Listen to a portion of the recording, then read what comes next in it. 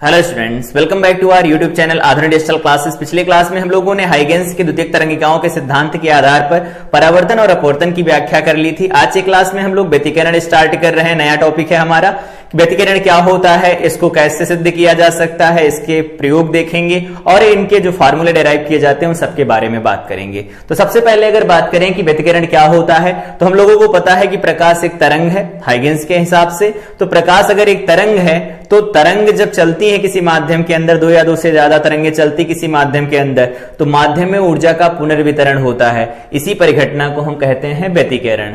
तो व्यतिकरण क्या होता है, जब किसी माध्यम में दो या दो से अधिक तरंगें संचरित होती चलती हैं तो उस माध्यम में होने वाले ऊर्जा के पुनर्वितरण, ये देखो ऊर्जा के पुनर्वितरण की जो परिघटना होती है उसे क्या कहा जाता है, व्यतिकरण कहते हैं। व्यतिकरण में एक खास बात याद रखेंगे, देखो यहां हाईलाइट करके लिखी गई है, व्यतिकरण की परिघटना में ऊर्जा का ह्रास नहीं होता तथा केवल इसका पुनरावितरण किया जाता है। मतलब इसे हम पुनर्वितरित कर सकते हैं, रीडिस्ट्रीब्यूट करवा सकते हैं, लेकिन ऊर्जा का नुकसान नहीं होता है। हम अब बात करते हैं कि व्यतिकरण कैसे देखा जा सकता है।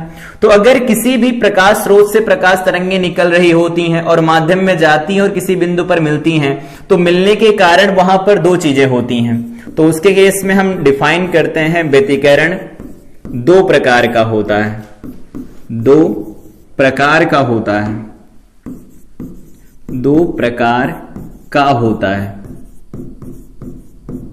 व्यतिकरण दो प्रकार का होता है। कौन कौन से प्रकार होते हैं, तो माध्यम में जब तरंगें चलती हैं तो उन तरंगों के चलने से तीव्रता कम या ज्यादा होगी। तो तीव्रता जब ज्यादा होती है, मतलब ऐसा नहीं है, जैसे मान लेते हैं किसी की तीव्रता x दूसरे की y है, तो जो परिणामी तीव्रता होती है उन दोनों के मिलने से वो x प्लस y से भी ज्यादा निकल के आती है और x माइनस y से भी कम निकल के आती है। उस केस में हम कहते हैं यहां पर सीधे नहीं जुड़ रहे होंगे वो। तो व्यतिकरण के दो प्रकार के होते हैं, एक होता है रचनात्मक, रचनात्मक या इसे कहा जाता है समपोषी, समपोषी व्यतिकरण, व्यतिकरण, ठीक है। और दूसरा होता है विनाशी, विनाशी या विषमपोषी, विषमपोषी व्यतिकरण, विनाशी व्यतिकरण बेसिकली कहते हैं हम इसे। वो होता है कंस्ट्रक्टिव, ये होता है डिस्ट्रक्टिव इंटरफेरेंस। अब इनको हम परिभाषित कैसे करते हैं, तो अभी यही कहा कि जब किसी माध्यम में तरंगे चलती तो उनके चलने से कहीं पर तीव्रता अधिकतम, कहीं पर तीव्रता न्यूनतम मिलती है। अधिकतम मिलती है तो दोनों की तीव्रताओं के योग से भी ज्यादा मिलती है, और जहां कम मिलती है उन दोनों के अंतर से भी कम मिलती है। इसका मतलब है कि ऊर्जा का जब पुनर्वितरण हो रहा हो, उस पुनर्वितरण में जब रचनात्मक या समपोषी व्यतिकरण होता है तो परिणामी जो तरंग बनती है, परिणामी तरंग की तीव्रता अतिव्यापित तरंगों, अतिव्यापित तरंगों, अतिव्यापित तरंगों की अपेक्षा अधिक होती है, अधिक होती है, अधिक होती है। इसका क्या मतलब है, इसका मतलब है कि अगर दो तरंगे आपस में अतिव्यापित हो रही हैं, एक दूसरे के ऊपर आकर सुपर इंपोज हो रही हैं, तो सुपर इंपोज होने की वजह से क्या होगा, जो परिणामी तरंग की तीव्रता होगी, कोई नई तरंग बनेगी, उस तरंग की तीव्रता उन दोनों की तरंग की तीव्रता से अधिक होती है। तब हम कहेंगे वहां पर कैसा व्यतिकरण हो रहा होगा, रचनात्मक या समपोषी। विनाशी या विषमपोषी क्या होगा, तो इसका मतलब यह होता है परिणामी तीव्रता, परिणामी तीव्रता, परिणामी तीव्रता, जो परिणामी तरंग होती है, ऐसा लिखो जैसे ऊपर लिखा वैसे लिखते हैं, परिणामी तरंग की तीव्रता, परिणामी तरंग की तीव्रता अतिव्यापित, अतिव्यापित, अतिव्यापित तरंगों, अब दो या दो से ज्यादा तरंगें अतिव्यापित हुई होंगी तो उनकी बात कर रहे हैं, तरंगों की अपेक्षा, की अपेक्षा कम होती है, कम होती है, कम होगी या फिर ज्यादा होगी, ऐसा केस बनता है। तो अगर परिणामी तीव्रता जितनी होनी चाहिए उससे भी ज्यादा हो रही, योग से भी ज्यादा, इसका मतलब वहां संपोषी व्यतिकरण हो रहा है, और जितनी होनी चाहिए उन दोनों के अंतर से उससे भी कम हो रही तो विनाशी व्यतिकरण होता है। तो व्यतिकरण क्या होता है, व्यतिकरण कितने प्रकार का होता है, आई थिंक समझ में आया होगा। एक बार फटाफट रिकॉल कर लेते हैं। व्यतिकरण क्या होता है, जब किसी माध्यम में तरंगे संचरित होती, तरंगों के संचरण के कारण उस माध्यम में ऊर्जा का पुनर्वितरण होता है। इस ऊर्जा के पुनर्वितरण की परिघटना को ही व्यतिकरण कहा जाता है। व्यतिकरण दो प्रकार का होता है, एक होता है संपोषी, एक होता है विनाशी व्यतिकरण। संपोषी व्यतिकरण में क्या होती, परिणामी तरंग की जो तीव्रता होती है वो दोनों तरंगों या जितनी भी तरंगे अतिव्यापित हो रही हैं उन सबसे अधिक होती है, और विनाशी में क्या होता है, सबसे कम रहती है। ठीक है, ये विनाशी और संपोषी व्यतिकरण हो गए। अब इसके बारे में आगे बात करें तो यहां पर एक से पढ़ने के लिए एक नया टर्म डिफाइन किया जाता है जिसको हम कहते हैं कलांतर तथा पथांतर। कलांतर का मतलब ये होता है कला में अंतर, और कला में अंतर का मतलब होता है फेज डिफरेंस। फेज में जो डिफरेंस होता है उसे हम कहते हैं फेज डिफरेंस। और पथांतर के बारे में बात करें तो ये होता है पाथ, रास्ते में कितना अंतर, पाथ डिफरेंस होता है, पाथ डिफरेंस होता है। जैसे एक एग्जांपल से समझते हैं, फेज डिफरेंस को ऐसे समझा जा सकता है, मान लेते हैं कि ये दो छोटे छोटे होल हैं S1 और S2, यहां से तरंगे चल रही इधर कहीं पर और इस पर्दे पर जाकर के मिल रही, ये इधर से तरंग चल रही है ऐसे, ये तरंग इधर से चल रही कुछ ऐसे और मिल रही यहां बिंदु P के ऊपर। तो अगर बात करें यहां से लंब खींच दिया जाए तो ये वाली जो दूरी है इस S2 से चलने वाली, यहां जो P पर पहुंची उसने ज्यादा दूरी तय की है, तो इसी को हम कहते हैं डेल्टा एक्स। डेल्टा एक्स को कहा जाता है पथांतर, पथांतर। और अगर कला में अंतर होता है तो उसे हम कहते हैं कलांतर, फेज डिफरेंस कहा जाता है।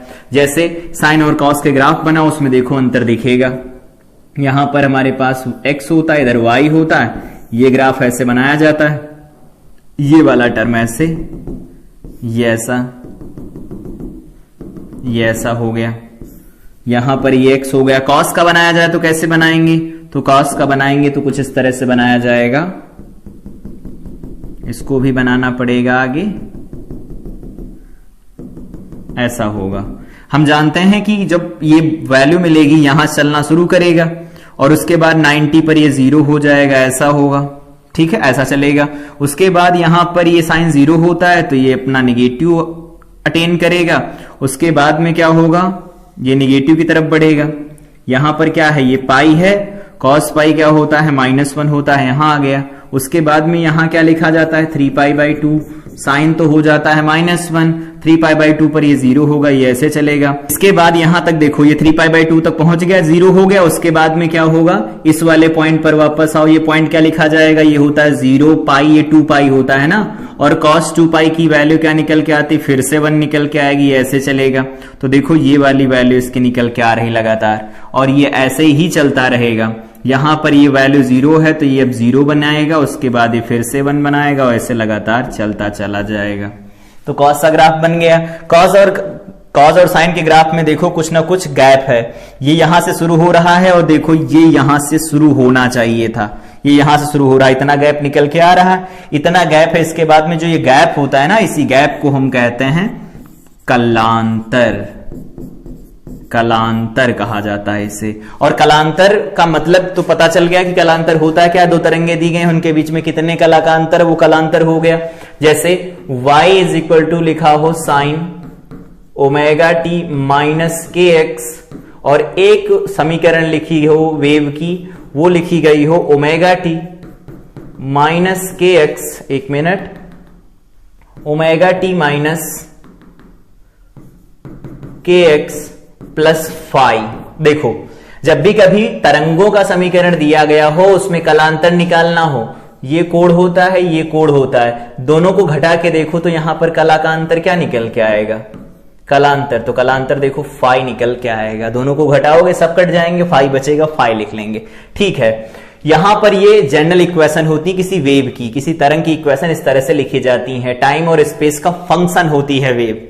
यहां पर समय के साथ भी ये बदलती हैं और यहां पर स्पेस उसमें चलती हैं, जिसमें चलती हैं उसके साथ भी बदलती हैं, तो कलांतर हो गया। ठीक है, अब एक टर्म आता है कि कलांतर समझ लिया, पथांतर समझ लिया, कला का अंतर और पथ का अंतर कैसे डिसाइड करते हैं हम, तो डिसाइड किया जाता है एक फार्मूले से जिसमें हम कहते हैं कलांतर बराबर कलांतर जिसको हम कहते हैं डेल्टा फाई बराबर, इसे लिखा जाता है 2 पाई बाई लैम्डा इनटू में यहां लिखते हैं डेल्टा एक्स, या फिर हम इसे हिंदी में लिख दें पहले पथांतर, ये हो जाता है डेल्टा एक्स, ये डेल्टा एक्स। ये फार्मूला काम करता है हमारे पास, जब भी कलांतर और पथांतर निकालना हो ये फार्मूला लगाएंगे और ये फार्मूला काम करेगा। कलांतर या ऐसे डायरेक्ट याद रखो, delta phi by 2 pi by lambda into में लिखा जाता है डेल्टा एक्स। लैम्डा यहां पर जो भी तरंग होती है उसकी तरंग दैर्घ्य लिखी जाती है। डेल्टा एक्स हो गया पथ का अंतर, डेल्टा फाई हो गया कला का अंतर। तो पथांतर और कलांतर क्या समझ में आए होंगे। पथ में अंतर मतलब कोई ज्यादा चले कोई कम चले तो पथ में अंतर होता है। कोई अलग फेज में चल रहा हो, मतलब कोई अधिकतम हो रहा हो तो कोई न्यूनतम हो रहा हो, दूसरा न्यूनतम हो रहा हो तो पहला अधिकतम हो रहा हो, कोई जीरो हो, किसी की कुछ वैल्यू हो, किसी की कुछ वैल्यू जीरो हो और कुछ वैल्यू हो दूसरे की, इस तरह से हम समझ सकते हैं। तो जो अंतर होता है कहते हैं कला का अंतर है। जैसे एक कण तरंग में ऊपर जा रहा है, दूसरा कण तरंग में नीचे आ रहा है, इसका मतलब उनके बीच में कुछ कला का अंतर है। उस कलांतर को ही हम कलांतर लिखते हैं पथांतर के साथ रिलेट करके, वो फार्मूला यहां लिखा जाता है। ओवरऑल पूरे चैप्टर में यही फार्मूला काम करेगा, ये इंपॉर्टेंट है, याद रखेंगे। अब बात कर लेते हैं कुछ मैथमेटिकल टर्म्स के बारे में, और यहां पर जो भी बात की हम लोगों ने कलांतर और पथांतर की, इसको रिलेट करते हैं इधर। अभी लिखेंगे इनके बारे में कि संपोषी और विनाशी व्यतिकरण कब मिलते हैं। उसके लिए हम यहां पर एक गणितीय विवेचन करते हैं। गणितीय विवेचन का मतलब है यहां पर हम फार्मूला निकालते हैं। तो मान लेते हैं कि हमारे पास 2 स्लिट दिए गए हैं छोटे छोटे, ये एक स्लिट दिया गया, ये एक स्लिट दिया गया, यहां पर कहीं पर पर्दा लगा है, एक ये पर्दा लगा है, यहां से तरंगे चल रही हैं। एक तरंग यहां से चल रही है, एक तरंग यहां से चल के वहां पहुंची, दूसरी तरंग यहां से चल के यहां पहुंच रही है। देखो दोनों में पथ का कुछ अंतर है ना, तो दोनों में पथ का अंतर है। यहां पर जो स्रोत से तरंगे चलती हैं हम इसे कहते हैं S1 स्रोत है, और ये S2 है। यहां से तरंगे चल के पहुंच रही हैं, तो ये कुछ इस तरह से चल रही होंगी, ऐसे ऐसे चल रही होंगी, ऐसे चल रही होंगी। यहां पर मान लेते हैं जो इनकी कोणीय आवृत्ति है, कोणीय आवृत्ति को हम लिखते हैं ओमेगा से। ओमेगा दोनों का समान है, ठीक है। तो अगर ओमेगा दोनों का समान है तो यहां से जो तरंग चल रही है इसकी समीकरण लिखते हैं y1 बराबर a1 sine omega t minus kx, ठीक है। और दूसरी समीकरण लिखी जाएगी y2 बराबर a2 sine omega t minus kx, और माइनस फाई या प्लस फाई लिख लो, कोई फर्क नहीं पड़ता, कला का अंतर होना चाहिए कुछ। तो मान लेते हैं दोनों तरंगों के बीच में कलांतर फाई दिया गया है, ठीक है। कलांतर अगर फाई है तो पथांतर लिखना चाहे तो लिख सकते हैं। क्या होगा, डेल्टा फाई बराबर लिखा जाता है 2 पाई बाई लैम्डा इनटू में डेल्टा एक्स। लिखो कलांतर कितना दिया गया है, फाई दिया गया है, तो फाई बराबर 2 पाई बाई यहां लैम्डा आएगा इनटू में डेल्टा एक्स निकल के आएगा। एक काम करो, यहां से डेल्टा एक्स की वैल्यू निकाल लो, तो डेल्टा एक्स की वैल्यू निकल के आएगी phi into lambda divided by में 2 पाई बन जाएगा। अभी हम संपोषी और विनाशी व्यतिकरण की जब शर्तें लगाएंगे तो इसका प्रयोग करेंगे। अब हमें क्या करना है, ये तरंगे अतिव्यापित हो रही होंगी, तो तरंगे अतिव्यापित होंगी तो परिणामी तरंग का आयाम लिखना होता है, सब कुछ लिखना पड़ेगा। तो अगर लिखते हैं y इज इक्वल टू, तो क्या लिखेंगे y1 प्लस y2, ये परिणामी तरंग के लिए है, लिखना चाहो तो लिख लो। परिणामी तरंग जो बनेगी उसके लिए लिख रहे हैं, तो y की वैल्यू लिखेंगे y1 क्या हमारे पास a1 sine omega t minus kx, और दूसरा क्या है a2 sine omega t minus kx plus phi, ये ऐसा बन जाएगा। एक काम करो, यहां से जो साइन a प्लस b का फार्मूला है ओपन करो, y इज इक्वल टू क्या बनेगा a1 sine omega t minus kx plus a2, इसका फार्मूला खोलो, ये हमारे पास मान लो a है और ये b है, तो साइन a प्लस b का फार्मूला क्या होता है, साइन a कॉस b। यहां पर देखो अलग लिख देते हैं, साइन a, बोलो ऐसे ही तो लिखा जाएगा, ठीक है, ये बन जाएगा कॉस b। तो साइन a कॉस b और प्लस कॉस a, और यहां पर माइनस लगा है, ध्यान से ये लिखा गया है kx, और यहां पर लिखेंगे साइन बी, तो इसे लिख सकते हैं sine phi. Sign A cos B plus cos A sine B लिखा जाएगा। अब a2 को मल्टीप्लाई करा दो और इकट्ठा कर दो सबको। यहां पर लिखा गया है देखो a1 sine omega T minus K X, sine omega T minus K X लिखा जाएगा, तो इसको इकट्ठा कर लो a2 कॉस फाई, और यहां लिखा जाएगा sign omega T minus K x. देखो सही है, एक बार चेक करो। यहां से आएगा a1 sine omega T x, ठीक है, तो देखो a1 sine omega T x बन गया, के एक्स बना। a2 ये इससे मल्टीप्लाई होगा तो ये बचेगा, तो ये कॉमन ले लिया, बाकी चीजों को लिख लिया। अब एक काम करते हैं, ये हमारे पास आ गए, यहां पर प्लस कॉमन ले लो, ठीक है, प्लस लिख दिया। अब बाकी चीजों को लिख दो। देखो क्या क्या लिख गया है, हमने ये लिख दिया है और ये वाला पूरा टर्म लिख दिया है, ये बाकी रह गया, तो a2 को मल्टीप्लाई करा दो, तो ये बन जाएगा a2 साइन फाई। बढ़िया है, तो a2 साइन फाई लिख देंगे इसे हम, और बाकी का बचा क्या रह जाएगा, तो ये बन जाएगा cos omega T minus K x बन जाएगा। एक बार चेक करो, ये cos omega T minus K x रहेगा, a2 मल्टीप्लाई होगा इसके साथ। अब इनको मान लो, अब इनको मान लिया जाता है अलग अलग टर्म में। क्या मानते हैं, तो इसे मान लेते हैं r कॉस थीटा, और इसे मान लेते हैं r साइन थीटा। ये हम लोगों ने माना है, ठीक है, क्योंकि ये नियतांक है ना, इनको मान लिया हमने। तो अगर ऐसा मान लेंगे तो हमारे पास ये r cos थीटा, ये r साइन थीटा बन गया, तो यहां से लिख दो r cos थीटा क्या आएगा, इधर लिखते हैं नए पेज पर, r cos theta is equal to है a1 प्लस a2, और यहां पर लिखा गया है cos फाई। एक बार चेक करो, सही है, और a2 साइन फाई लिखा गया है, ये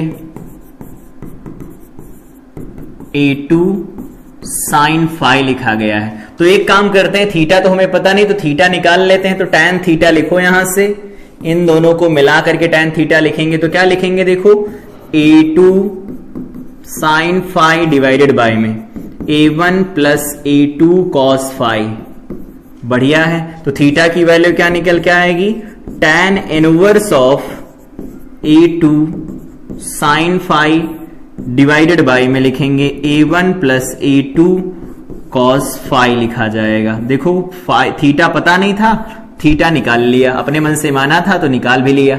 अब बात आती है, दोनों इक्वेशन लिखी गई हैं, पहली है दूसरी है, दोनों को जोड़ लो स्क्वायर करके। तो जब दोनों को स्क्वायर करके जोड़ेंगे, लेफ्ट साइड में देखो sign square theta plus cos square theta बराबर 1 हो जाएगा। तो इसे क्या लिख सकते हैं, समीकरण एक का स्क्वायर करो, दूसरे का स्क्वायर करके जोड़ लो। यहां बन जाएगा r square cos square theta plus r square sine square theta is equal to, वहां बनेगा देखो a1 का square plus a2 square cos square theta plus 2 a1 a2 cos theta नहीं है, कॉस स्क्वायर फाई है, और plus 2 a1 a2 cos phi बन जाएगा, और प्लस इधर वाले को लिख सकते हैं a2 square sine square phi बनेगा। इकट्ठा कर लो, इधर तो सीधे सीधे r का स्क्वायर बन जाएगा, इधर बनेगा a स्क्वायर। ये देखो जो लिखा गया है इसके साथ कंबाइन करवा लो, a2 square sine square theta, a2 square cos square theta, और cos square theta plus sine square theta 1 बन जाएगा। तो a2 स्क्वायर लिखो 2a1 a2, और यहां पर मिलेगा cos फाई। तो r देखो क्या निकल के आया, r इज इक्वल टू मिलेगा a1 square plus a2 square plus 2a1 a2 cos phi का स्क्वायर रूट मिलेगा। बहुत अच्छा, थीटा भी निकाल लिया और r भी निकाल लिया। r क्या है लिखना चाहो तो लिख लो, परिणामी तरंग का आयाम, परिणामी तरंग का आयाम। जब दोनों तरंगे मिलेंगी तो एक नई तरंग बनेगी, उसका आयाम है ये, ठीक है। तो परिणामी तरंग का आयाम हो गया, यहां पर थीटा कितना होगा वो भी मिल गया हमें, ठीक है। अब हमें बताना यह है कि जो, चूंकि हम जानते हैं क्लास 11 से जानते हैं कि जो तीव्रता होती है वो समानुपाती होती है आयाम के स्क्वायर के, ठीक है, एग्जैक्ट वैल्यू नहीं लिख रहे हैं, डायरेक्ट ये याद रखो कि जो तीव्रता होती है वो ए स्क्वायर के समानुपाती होती, और तीव्रता अगर ए स्क्वायर के समानुपाती है तो इंप्लाइज दैट लगा के क्या आई इज इक्वल टू हम किसी कांस्टेंट इंटू ए का स्क्वायर नहीं लिख सकते? ऑफ कोर्स लिख सकते हैं। तो अगर यहां पर लिखा जाए तो ये ऐसे लिख सकते हैं, इस टर्म को ऐसे लिखें तो ज्यादा बेटर रहेगा, आर का स्क्वायर ऐसा लिख सकते हैं। तो आर का स्क्वायर लिखेंगे तो इसका मतलब है आई जो होगा वो कोई कांस्टेंट के इंटू आर स्क्वायर लिखा जा सकता है, ऑफ कोर्स लिख सकते हैं। तो अगर आर स्क्वायर लिखेंगे तो यहां से देखो इस फार्मूले को रीअरेंज कर देते हैं, इधर नए पेज पर आओ। आर क्या निकल के आया है, या आर स्क्वायर क्या निकल के आया है, a1 square plus a2 square plus यहां क्या लिखेंगे 2a1 a2 cos फाई। बहुत अच्छा है।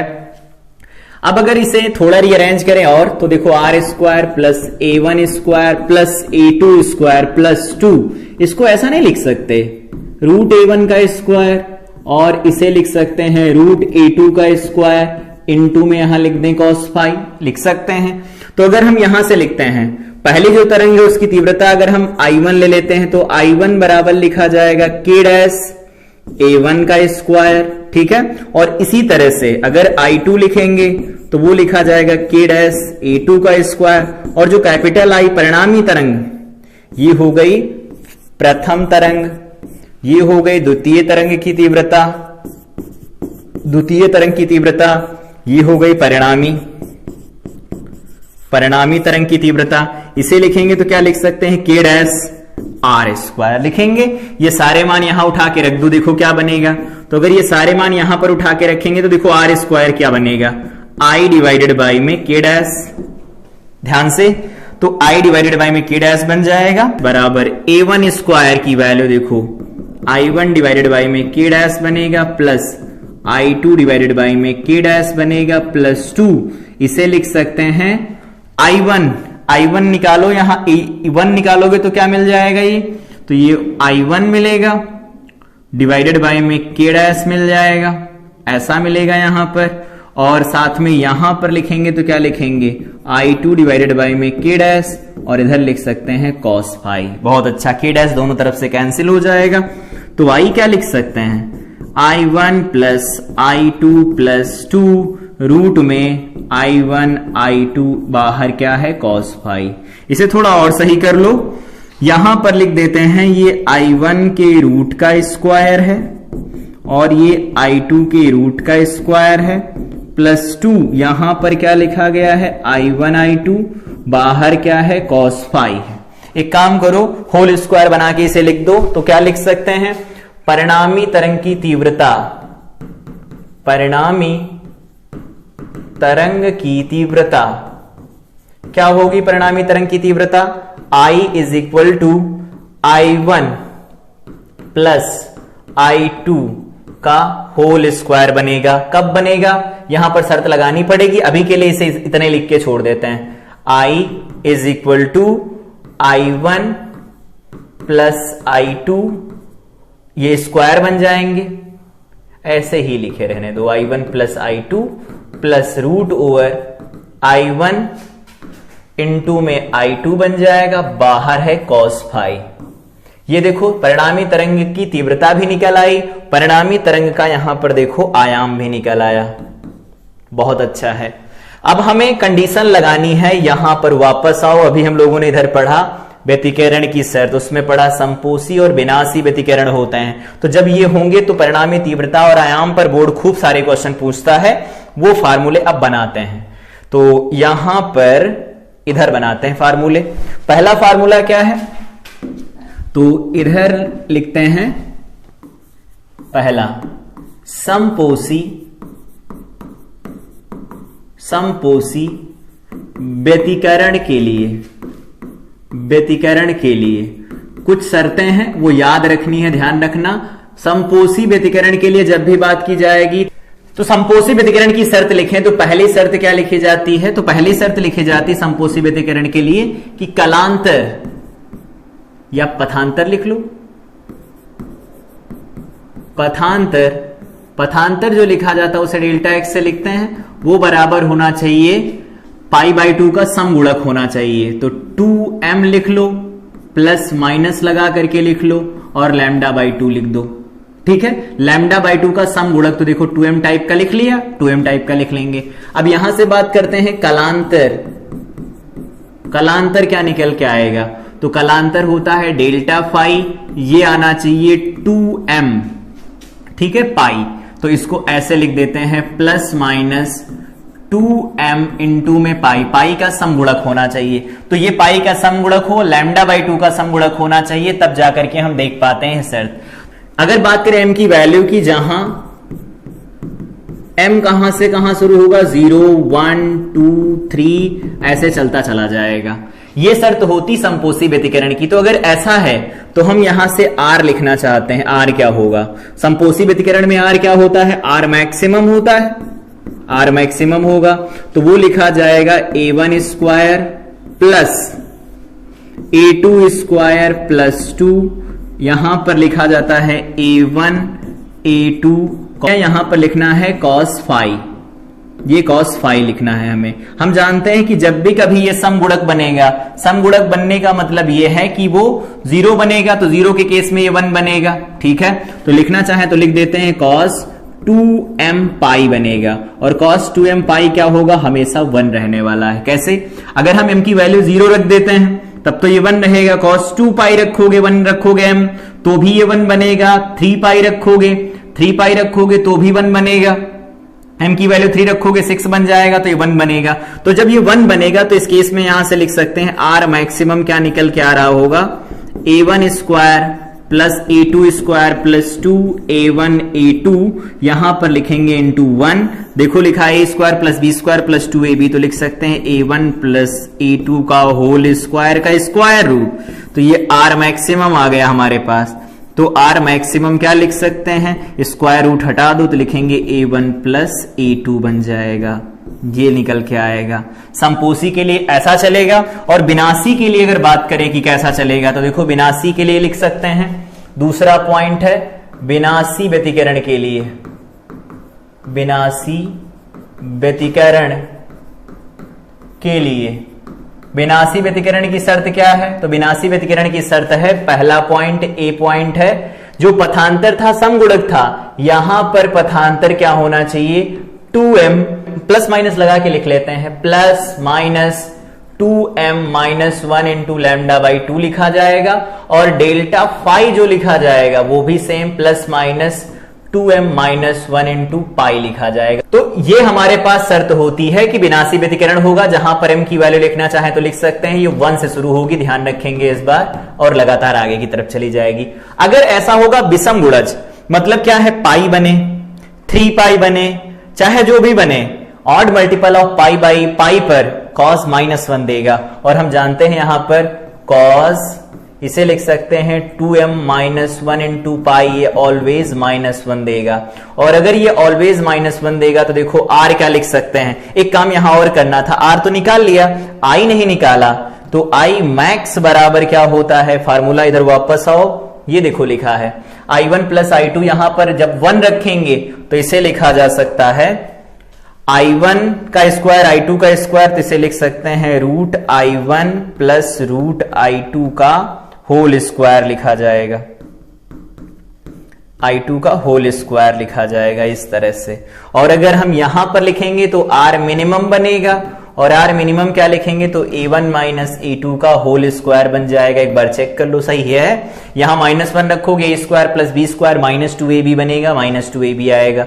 इसी तरह से i मिनिमम लिखेंगे तो वो क्या लिखा जाएगा, एक बार इसे रख लेते हैं, उधर नहीं लिखा तो इधर लिख लेते हैं, i प्लस i2 प्लस यहां पर लिखेंगे 2, ट्वाइस लिखेंगे इसे, यहां i1 i2 लिखा जाएगा स्क्वायर रूट के अंदर, यहां पर लिख देंगे माइनस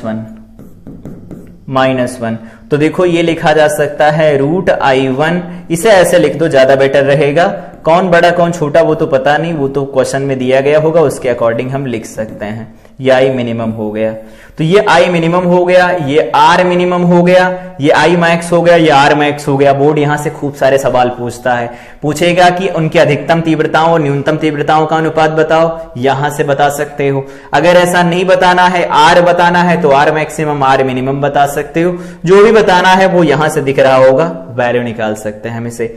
आई थिंक ये सारी चीज समझ में आई होगी। एक फार्मूला और हम यहां पर बना के दे देते हैं, बना बनाया फार्मूला रहता है तो क्वेश्चन लगाने में इजी हो जाता है। यहां पर आई मैक्स क्या निकल के आया, तो आई मैक्स निकल के आया रूट के अंदर I1 प्लस रूट I2, इसका होल स्क्वायर बना है। और यहां आई मिनिमम जो निकल के आया है वो क्या निकल के आया है, I1 डिफरेंस, यहां क्या निकल के आया है, I2 का होल स्क्वायर। सही है, इनको डिवाइड करवा दो तो आई मैक्स डिवाइडेड बाय में आई मिनिमम, इसका रेशियो बोर्ड खूब पूछता है। तो यहां से बन जाएगा ये I1 प्लस रूट में I2, इसका होल स्क्वायर, या ना लिखो भी, यहां पर लिख देते हैं I1 रूट डिफरेंस रूट में I2 और इसका बन जाएगा होल स्क्वायर। एक काम करो, हम जानते हैं रूट I1 को क्या लिख सकते हैं, A1 लिख सकते हैं ना, तो A1 प्लस A2 बन जाएगा, यहां पर A1 डिफरेंस A2 बन जाएगा और इसका क्या लिखा जा सकता है, whole square. Most important formula है यूपी बोर्ड के लिए, याद रखेंगे इसे। ठीक है, तो ये फार्मूला बना बनाया फार्मूला है, इसमें सिर्फ वैल्यू रख देनी है। A1 A2 की वैल्यू दे रखी हो तो इसे हम सॉल्व कर सकते हैं। A1 A2 की रेशियो दे रखा हो तो A से डिवाइड मार दो, चाहे B से डिवाइड मार दो, दोनों का रेशियो रख दो, स्क्वायर कर दो, आई मैक्स आई मिनिमम का रेशियो मिल जाएगा।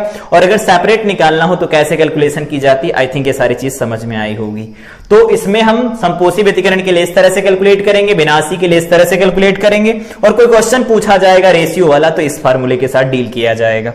तो ये क्लास थी जिसमें हम लोगों ने पढ़ा व्यतिकरण के विवर्तन की परिणामी तीव्रता क्या होती है। इस पे एक और पॉइंट यहां पर डिस्कस कर लेते हैं, नोट पॉइंट है, कभी पूछा जाएगा अगर I1 is equal to I2 is equal to I0 हो जाए, माना कि दोनों की तीव्रताएं समान हो जाएं, तो जब दोनों की तीव्रताएं समान हो जाएंगी तो देखो I हमारे पास क्या निकल के आएगा, I इज इक्वल टू लिख सकते हैं, यहां पर क्या लिखा गया था, I0 प्लस यहां I0 लिखेंगे प्लस 2, रूट के अंदर I1 I2 था तो यहां I0 हो जाएगा, यहां I0 हो जाएगा, यहां पर cos phi लिख सकते हैं। देखो 2I0 कॉमन चला जाएगा, 2I0 कॉमन चला गया, 1 प्लस cos phi लिखा जाएगा, ऐसा लिखेंगे, ये I की वैल्यू हो जाएगी। एक काम करो, cos का फार्मूला खोलो, 1 कैंसिल हो जाए, I is equal to 2I0 बनेगा, यहां पर 1 प्लस, इसे लिख दो 2 cos स्क्वायर 5/2, ऐसे ही तो फार्मूला होता है।